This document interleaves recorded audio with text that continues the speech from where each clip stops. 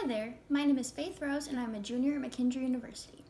For my service learning project, I chose to interact with individuals at Cedar Ridge in Lebanon, Illinois, which is a rehabilitation center for individuals who need extra care. I wouldn't call it a nursing home because not all of the individuals were of old age, for some individuals were as young as 50 years old. However, each individual resided at the center because they experienced some sort of issue that prevents them from being able to completely care for themselves.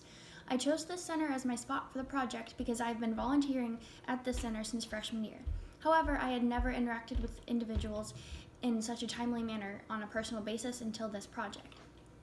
I volunteered at Cedar Ridge every night from Sunday at 1:45 until 4 p.m., where me and a couple of other students from McKendree University would take a bus to the center and spend time with the residents.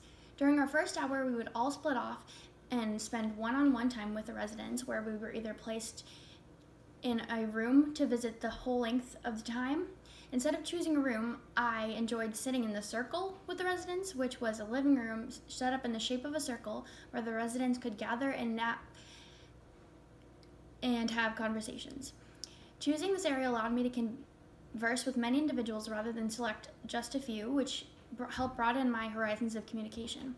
Although I talked to many residents each time, the same resident sat in the circle each day, which helped me get to know the individuals on a personal level. Then, after about an hour of conversing, I took the residents down the hall to their second favorite part of the day, which was bingo.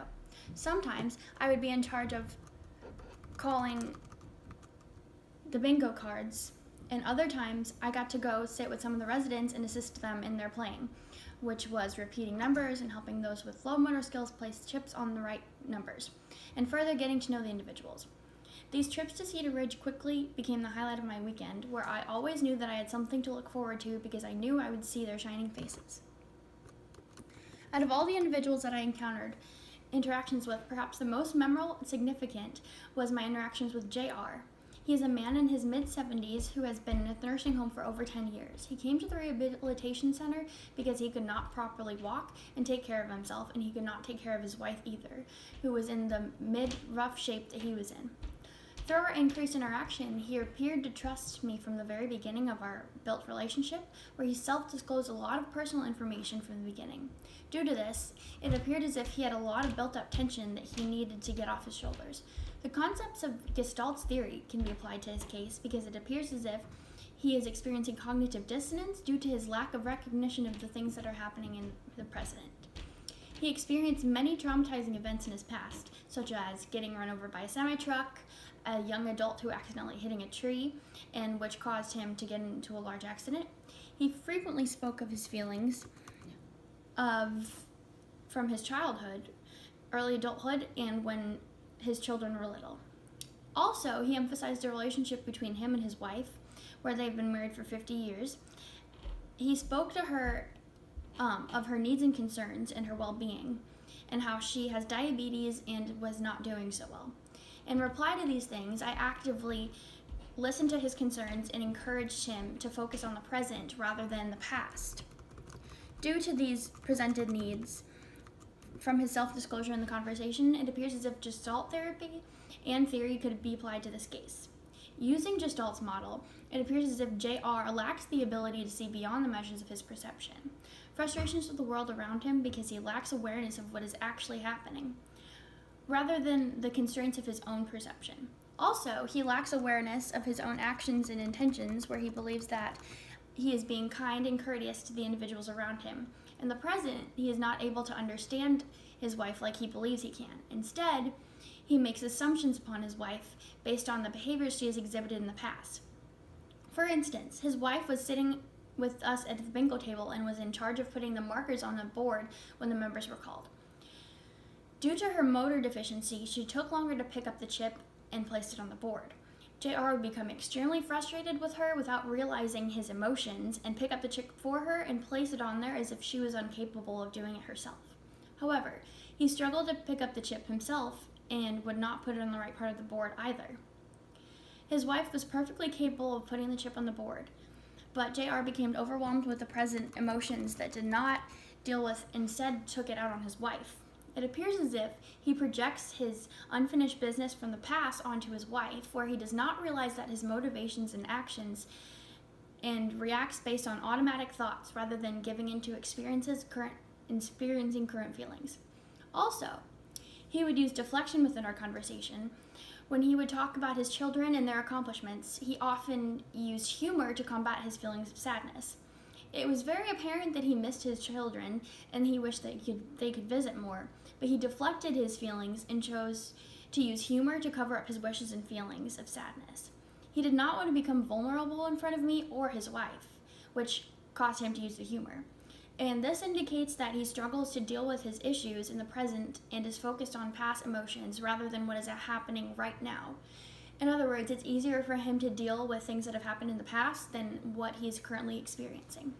As we were talking, he would tell stories from his wild work days where he experienced many instances of trauma. For instance, he told a story of his coworker passing out from epilepsy during a work trip and almost killing them. Although he could not see it, he began to clench his fist when he spoke of his coworker, as if he could still feel the tension in the current moment. This action suggests that he has unfinished business with his coworker and his, also known as his once friend, where he did not deal with the emotions during the time of the event and is experiencing frustration within the present.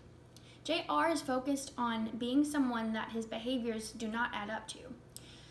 While he may have been patient in his present life, he has become extremely impatient and anxious at the current moment due to not dealing with his problems in the present. I attempted to help JR by creating an environment where he felt safe enough to talk about his past experiences and the emotions that he refused to acknowledge about past events. Due to the mutual respect created between us, I offered some suggestions to help him regain control of his thoughts and actions. I encouraged him to do some soul searching to evaluate his center and current behaviors and to make sure that he's acting in a way that aligns with who he wants to be remembered as someone. There were many diverse clients within the rehabilitation center, but before entering the premise, this is in terms of the SUSE model, I attempted to clear my head of any biases that may have been built up in my brain towards the individuals who have been from different cultures. Instead, I chose to enter the center with no expectations, which would allow me to greet individuals with complete openness and a lack of gut judgment. In Sue's model of cultural competency, Dimension 2 is composed of an awareness of one's beliefs, attitudes, and values. This was not a problem for me because I am solidified in my beliefs, and I believe that everyone has the potential for growth and that our society has brought oppression among many individuals who deserve a lot more in life. I had a decent amount of knowledge going into the situation about different groups of people due to my educational background and exposure to diverse groups in high school because I come from a town of 200,000 people where there are diverse groups, so I've been exposed to these kinds of situations since I was a child. However, McKendree is a small campus that is not diverse, which may hinder me in the fact that I am used to less diverse communities. However, due to my diverse childhood, I believe that I had an advantage over that because I could adapt and go back to my past experiences and use that to guide my expectations. However, I realize that there are still lots of things about different cultures that I am not aware of. I did have an instance of being oblivious to the effects of culturally bound motives during my interactions with the clients, where I did not take the aspects of different languages into account. During my visits, there was a Filipino young woman sitting at the bingo table with JR and a couple of other individuals who were struggling to get to the numbers being called by the bingo caller. And when I tried to get her attention because she was going to place the wrong chip on the marker, she appeared as if she did not understand what I was saying. Due to this and due to the fact that these are older individuals, I tried to adapt my communication by raising my voice, and because I thought that it wasn't loud enough for her to hear it. And then I repeated the words multiple times, and then after this, I soon realized that she did not speak a significant amount of English and was not understanding my language. Due to this, I realized that I need to further examine my privilege because I do not understand what everyone is going through, and I do not understand everyone's experiences. But from these things, evaluating my skills, I believe that I have a decent amount of skills related to cultural competency because I am able to restructure my thoughts based on new information that does not fit with my original schema. For instance, in the example I just gave you, after experiencing the problems with the Filipino women, I've realized that I need to go back into my brain and rethink about how I approach situations and take this into account that not everyone is from America and not everyone speaks a significant amount of English. Also, evaluating my APA ethical standards based on the avoiding harm, I decided I withheld avoiding harm. I took great measures to make sure that the information given to me does not affect the individual's psychological state. For instance, there were times when the individual who I spoke a lot about earlier, JR, would tell me things that would, and I would further ask about the situation based on what I had heard from the situation. And sometimes further talking and digging into the situation would appear to cause him pain, where he experienced frustration and distress, which was a clear stopping point in my prying, where I realized that I should not be prying anymore and that he needs to deal with his problems without my further investigation, because further investigating situations would cause him further psychological pain. And due to this, I would stop the conversation to avoid harming his psychological state by bringing up past grievances that would further worsen his state.